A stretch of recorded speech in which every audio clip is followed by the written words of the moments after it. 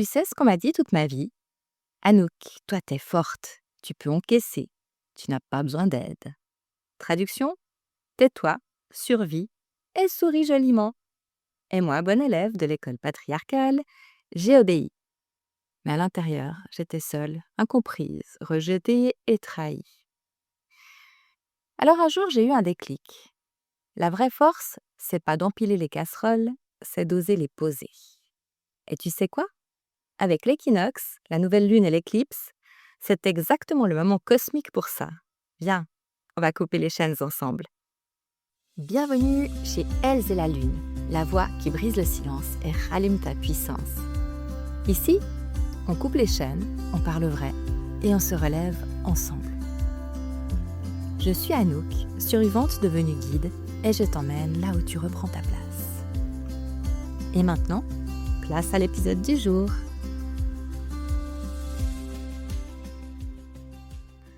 Bienvenue dans Elles et la Lune, le podcast des femmes qu'on a trop longtemps traitées de fortes juste pour les laisser se débrouiller seules. Aujourd'hui, le timing est parfait. L'équinoxe d'automne, la nouvelle lune et une éclipse solaire en prime qui viennent de passer.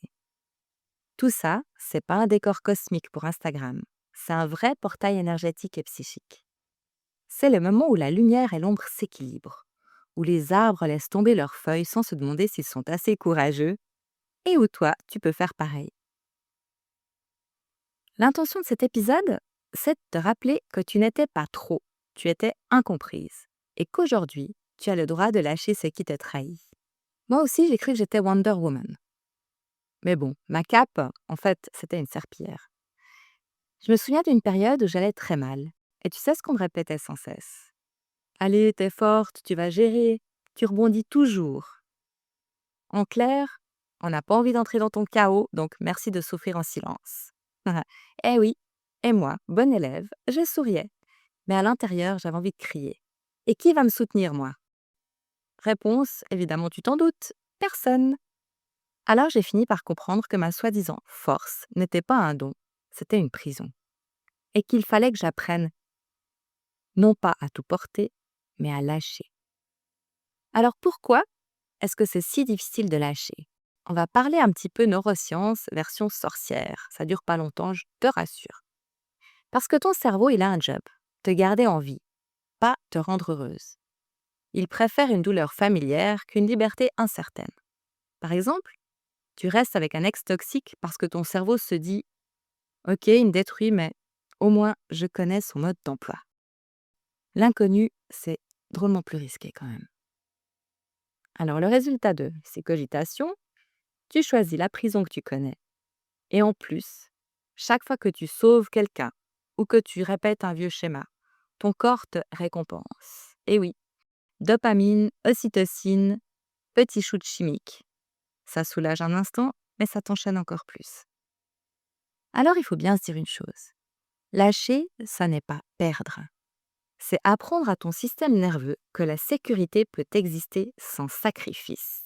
Et oui. Et quand il intègre ça, tu passes du mode survie, hyper inconfortable, au mode renaissance. C'est pas toujours confortable non plus au départ, mais franchement, ça vaut le coup. Parlons un petit peu archétype. Alors ça, vous savez, toutes, et tu sais que c'est mon dada. Les archétypes, les cycles lunaires. Donc, on va parler de l'enchanteresse. La jeune fille, c'est le printemps, l'élan, l'innocence. La mère, c'est l'été, l'abondance, la générosité. Mais l'enchanteresse, elle, alors ça, c'est autre chose. Elle arrive en automne, elle sait qu'elle est magnétique, mais elle ne cherche plus à séduire pour survivre. En fait, c'est la sorcière qui regarde droit dans les yeux et dit « ça dégage. Ça aussi. Et toi, bonne route. » Elle est lucide, sauvage.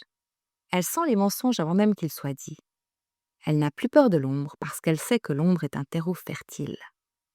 Son mantra? Je ne trahis plus mon corps pour te garder. Je ne trahis plus mon âme pour être aimée. Et si tu veux mon avis, on a toutes besoin d'activer notre enchanteresse intérieure. Celle qui rit quand on l'appelle trop sensible, parce qu'elle sait que sa sensibilité, c'est sa clairvoyance. Alors je vais te proposer un petit rituel magique express. place à la pratique. Alors, je t'offre 2 versions, l'express et la complète. Pour la version express, ça dure vraiment 5 minutes, hein. Prends un papier, écris une chose, une personne ou une croyance qui t'épuise. Relis et dis: «Je rends ce qui ne m'appartient plus, je me choisis moi». Ensuite, tu brûles le papier, en sécurité, hein, dans ton chaudron, dans une casserole, dans quelque chose qui supporte le feu, dans une cheminée. Pose une main sur ton cœur, une sur ton ventre, respire, visualise le fil qui se coupe.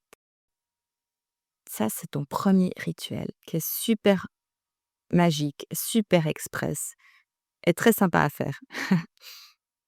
Ensuite, je vais te proposer aussi la version complète. Si tu as un peu plus de temps, ça c'est super sympa à faire aussi. Tu t'installes dans ton petit endroit tranquille, tu allumes une bougie, tire une carte de tarot ou d'oracle et demande: qu'ai-je besoin de lâcher maintenant? Tu respires, tu ressens ce qui se passe à l'intérieur de toi et tu notes ta réponse dans ton carnet. Tu peux mettre une musique qui t'ancre, si ça peut t'aider, et pratiquer la respiration en 4 temps. Tu sais, je t'en ai déjà parlé, celle où tu inspires sur 4, tu retiens 4, tu expires sur 4 temps et tu retiens encore 4 temps. Pendant ce temps-là, tu visualises ton ventre comme un chaudron, hein, notre chaudron magique, notre centre. Tu y déposes ce qui t'alourdit et tu poses tes mains dessus et tu répètes: «Je rends ce qui m'éteint, je garde ce qui me nourrit». Et tu respires comme ça et tu visualises. Ensuite, tu termines en soufflant sur la flamme de la bougie, comme pour sceller ton choix. Alors, c'est pas que symbolique, hein. Ton inconscient, il adore les gestes et les rituels. Chaque acte devient une reprogrammation. C'est pour ça que je dis que j'adore allier les sciences, les neurosciences, l'hypnose, avec des rituels magiques, parce que ça va de pair, vraiment. Et c'est une jolie manière d'intégrer les choses. Alors finalement, lâcher, quand je dis que c'est pas abandonner, c'est simplement parce que c'est arrêter de porter ce qui n'est pas à toi, ce qui ne t'appartient plus, ce qui ne t'appartient pas et ce dont tu ne veux plus. Et tu sais quoi? T'as plus besoin d'être forte, comme on te l'a demandé. Ta vraie force, c'est de choisir. Alors en cette saison de l'enchanteresse, ose couper tes chaînes, ose dire non, ose brûler ce qui te trahit et surtout, ose marcher libre. Parce que tu n'étais pas trop, tu n'as jamais été trop et tu n'es toujours pas trop. Tu es ou tu étais incomprise. Et aujourd'hui, toutes les femmes ont le droit d'être entendues. Toi aussi, bien sûr. Si tu sens que cet épisode résonne en toi, j'ai créé Libération Express, une séance unique de 60 minutes pour poser ta cape de sauveuse, retrouver ton énergie et repartir avec un plan concret, sans culpabiliser. Si ça te tente, le lien est dans la description. Si tu en ressens l'appel, c'est avec grand plaisir que je t'accompagnerai sur ce petit bout de chemin. Et pour continuer à marcher ensemble, abonne-toi au podcast et à ma newsletter sur elzelalune.ch. Ça me ferait vraiment plaisir et ça me permet de continuer à donner des contenus et puis à être motivée aussi pour faire tous ces épisodes de podcast, le blog, etc. Et aussi, surtout, de m'avoir écouté jusque-là. Avant de te laisser, j'aimerais que tu gardes ça avec toi. L'automne n'est pas une fin, c'est une mue. Chaque feuille qui tombe, c'est un fardeau qui se recycle. Chaque obscurité qui avance, c'est un espace où tu peux renaître. Alors marche comme l'enchanteresse que tu es, magnétique, lucide, indomptable. Non pas pour survivre, mais pour rayonner libre.